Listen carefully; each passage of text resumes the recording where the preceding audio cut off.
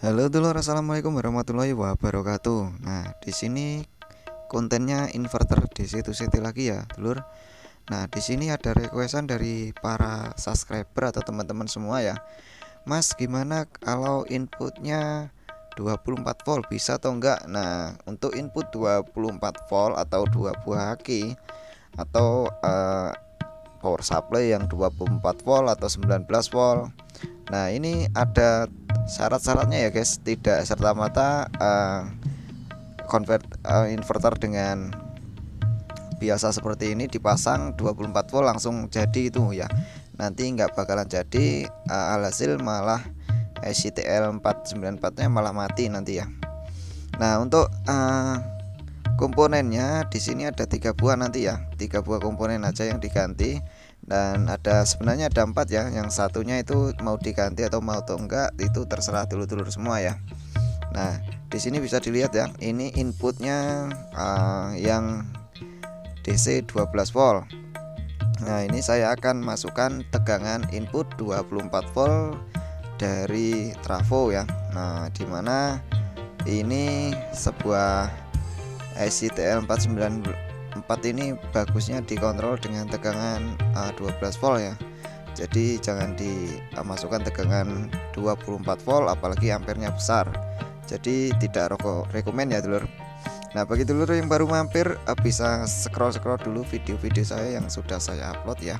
Sudah saya upload di video-video saya tentang inverter ataupun audio amplifier, semuanya ada ya. Nah, dulur. Nah, di sini saya lebih perjelas lagi ya, dulur. Untuk IRF 44 di sini itu bisa diganti agar wattnya lebih besar menggunakan IRF Z3205. Nah, itu ampernya lebih besar daripada IRF Z44N ya.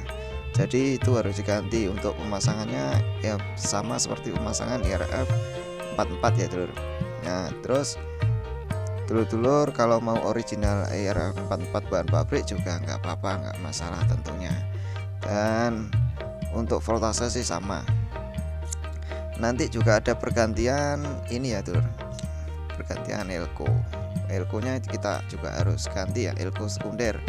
Yang di sini umumnya pada elko ini 35 volt ya, bawaan dari pabrik. Nah, ini harus kita ganti menggunakan elko yang kapasitasnya voltnya lebih tinggi, 63 volt, mau 80 volt juga boleh. Yang bagusnya sih 2200 saya sarankan ya, dulur. 2200 atau 4700 juga boleh, itu enggak apa-apa. Mau 1000 mikro juga enggak apa-apa, boleh ya, dulur. Nah, untuk yang kedua ini akan 24 volt ya, dulur.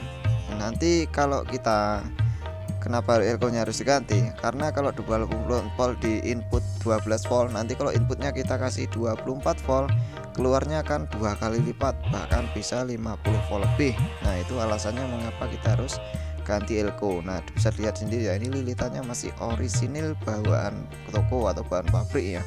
Jadi masih orisinil, nggak ada yang diganti-ganti. Nah, untuk yang kedua yaitu adalah, ntar saya zoom dulu ya, dulur. Untuk yang kedua regulator 7812.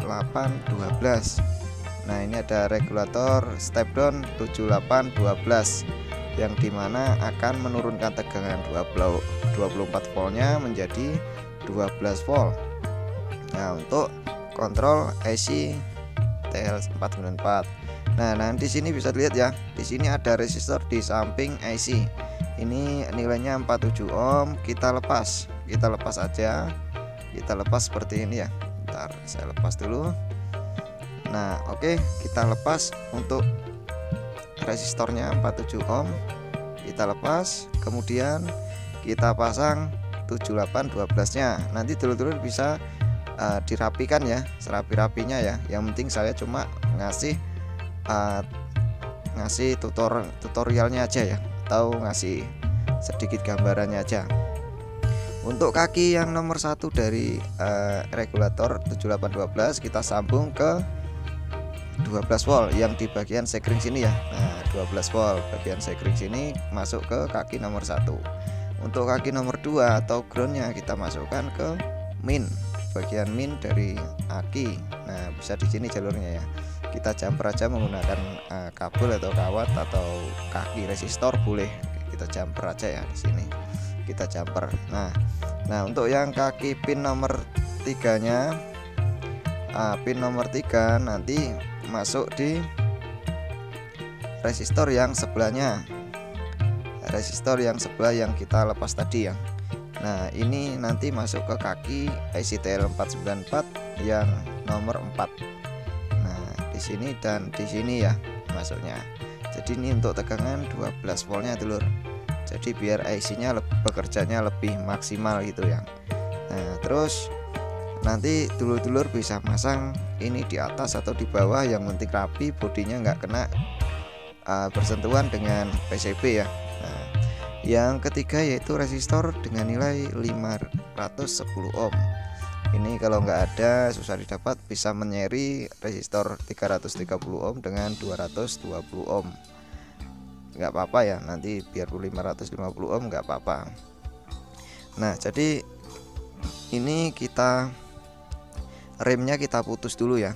Remnya kita putus, jangan disambung dengan tegangan input. Nah, ini remnya yang di tengah ya, ini kita putus, kemudian kita jumper resistor di plus ya.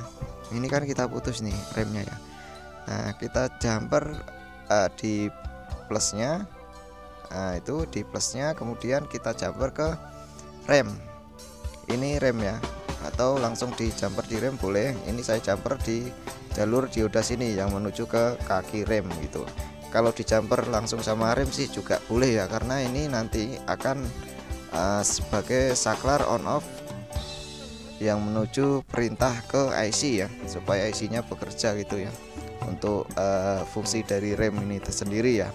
Jadi cukup itu aja yang dimodif. Ini saya solder dulu kabelnya yang groundnya atau nolnya, lupa saya tidak solder. Saya akan solder dulu ya. Nah, ini sudah saya solder ya. Nah, ini kita pasang. Untuk inputnya kita langsung ambil dari aki 20 volt CT. Ini yang keluarnya nanti bisa 24 sampai 26, enggak masalah ya. Enggak masalah, ini cuma karena saya tidak punya aki ya, jadi saya pakai adaptor atau trafo aja ya dulu. Nah, oke. Ini untuk kontrol inputnya, ini untuk tegangan input, dan ini untuk tegangan outputnya nanti ya. Oke, di sini saya akan nyalakan. Nah, di situ sudah terbaca 24 volt DC. Nah, ini output yang plusnya dari plus ke nolnya 52, untuk minnya ke 0 52 juga. Nah, bisa dilihat ya lur. Nah, bisa dilihat ini mantap sekali tanpa merubah komponen lilitan ya, tanpa mengubah lilitan ya.